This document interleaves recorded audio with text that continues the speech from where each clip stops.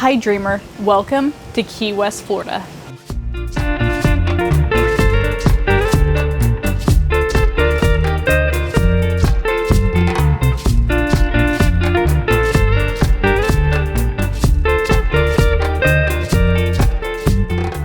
So today and this whole week, I am bringing you along to Key West, Florida. Now, I already have a video about Key West, and I went into pretty deep depth as to what you should do here in Key West. So definitely go watch that video. I'll tag it for you at the end of this video. But this video is really just going to be about staying downtown on Duval and everything that goes along with that.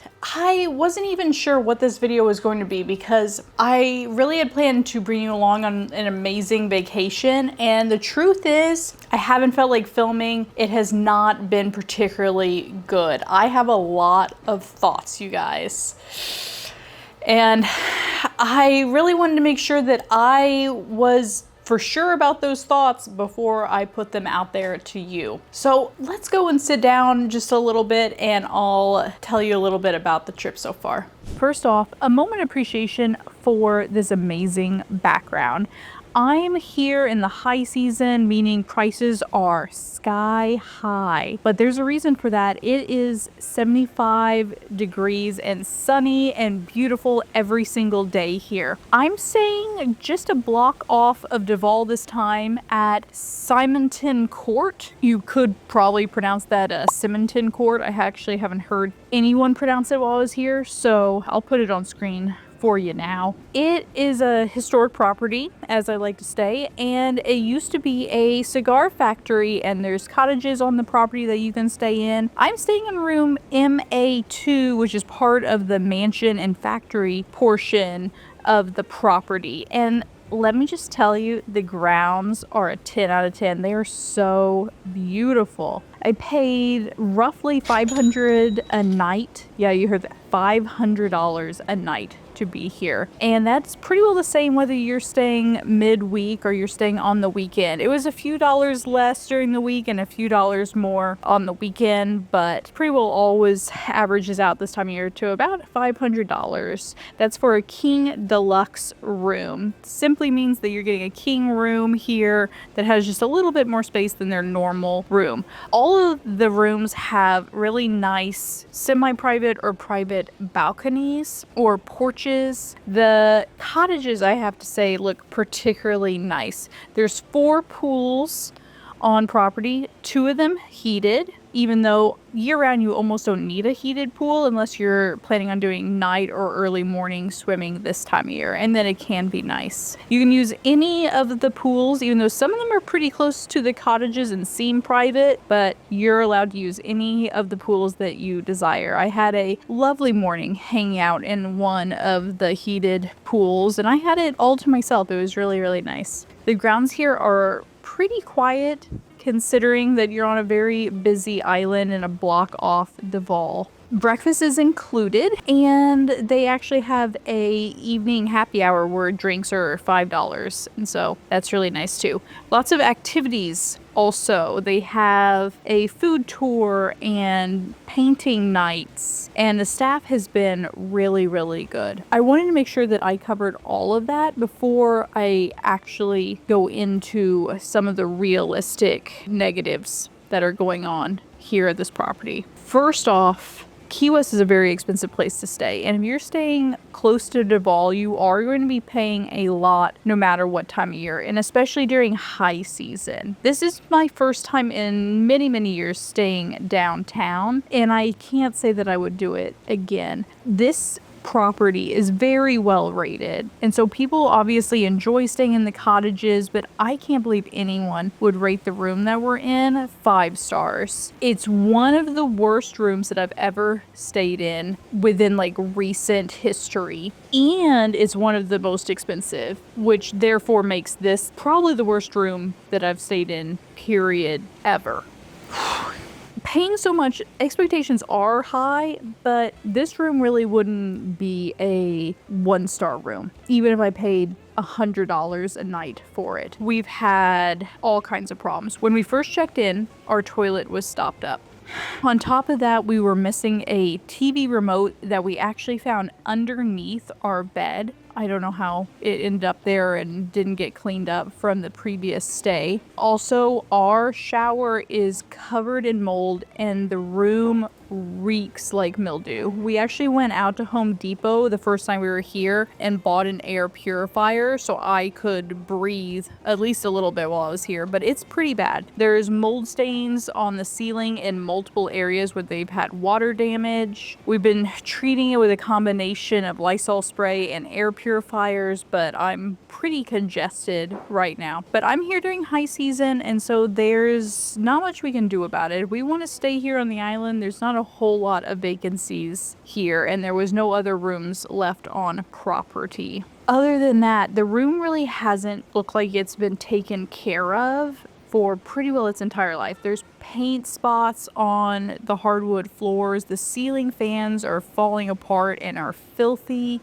Our lampshade is covered in dust, and the whole room feels like it has just been vigorously neglected for many, many years. So for that reason, I can't recommend this property to you. If you want to book one of the cottages and you're interested in this property, because like I said, the grounds are amazing. I would love to come back for the grounds alone. Then I would recommend maybe booking a higher tier room. Like I said, one of the cottages, they look updated. I can't speak for them 100% because I've never stayed there, but they have to be better than this room that I'm in now because gosh, it's terrible and very expensive. I wanted to give you that full comprehensive update before I kind of talk about like Key West and staying in downtown Key West, but we here pretty shortly are actually going out on a little dolphin cruise. So I'm going to go do that and maybe check in with you a little bit later. But thanks for joining me for my stay here on Key West. It can only go up from this abysmal room, right? So thanks for being here, dreamer.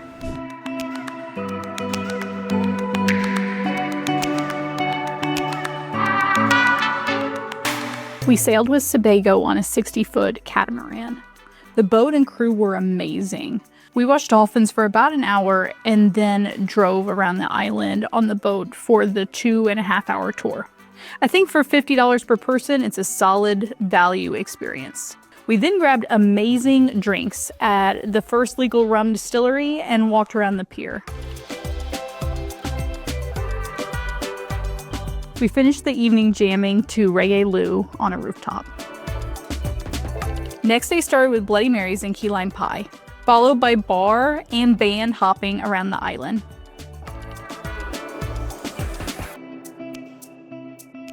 We did find time to stop at the Secret Garden Parrot Rescue though. Then we called it an early evening.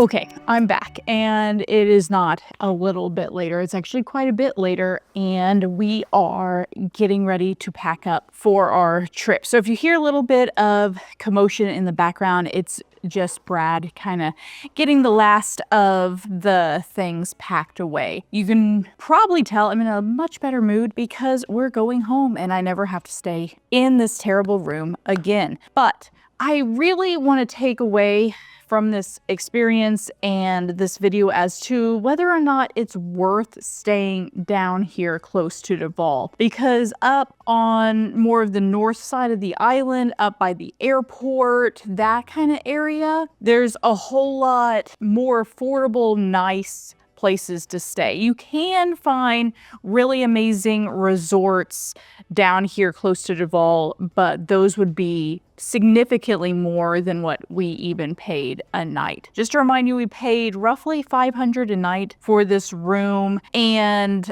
I don't believe that I've stayed anywhere worse for the money. It is definitely my worst stay to date for years. To get a very nice room here, I'm just estimating because I haven't stayed here in these resorts, but I estimate that you're going to pay roughly double what we paid, around 800 to 1,000 a night, depending on the resort. For that kind of money, I would rather fly to Greece, get a ultra luxury resort on Santorini, and be absolutely pampered. But everybody's idea of the ideal vacation is different. So would I return and stay here on Duval? Because as you can tell from my previous Key West video, I do like Key West. I think it offers a lot of bang for your buck with walkability and just a different vibe. It has great weather sometimes, not in the summer, but on the winter months, it is really a nice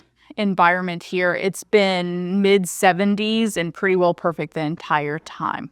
So would I come back and stay? I think no is the answer. You can get a scooter or a golf cart at pretty reasonable rates. They fluctuate depending on the season, but it's going to be somewhere between like $30 and $60 a day. And on the resorts on the north part of the island, you're going to be paying roughly $200, $250 a night. So the savings is pretty significant, and I find that I leave the room and don't come back for the day. If you're somebody that likes to come back to the room, recharge for the afternoon's activities, then it might be worth it for you to stay here on Duval. I went to the usual places this trip. I especially want to shout out the fact that you should always hit up Kea. It's there on Duval. They have a lovely back patio. We visited again, and the food was just as excellent, if not better, than the last time that I came. I also always recommend Hemingway House. It has an amazing tour. It's not particularly expensive, and it's fun to see and pet all of the little kitty cats there. We also did Sunset Pier for the first time that I've ever got a chance to go. It's always been full, but we actually got in and got an amazing table this time. Music was really good, and the vibes and the view were also excellent. So highly recommend that. The drinks are pretty good too there. Other than that, how is Key West changing? It's gotten pretty expensive, guys. Like, I really want to press upon you whether or not you really want to visit Key West or if you just want a tropical vacation, because I do think you can get much more bang for your buck on many of the other Caribbean islands. I just recently visited Aruba. If you want to see that video, then I can link it up above here. But I had an amazing time there, and that vacation cost a fraction of what this vacation cost, even considering that you could drive to Key West. So I just want to put that into your brain. I still think Key West is an amazing place to go and visit, and I'd love to hear what your favorite thing to do here on the island is. I'll be back shortly with another travel video. Until next time, dreamer, bye.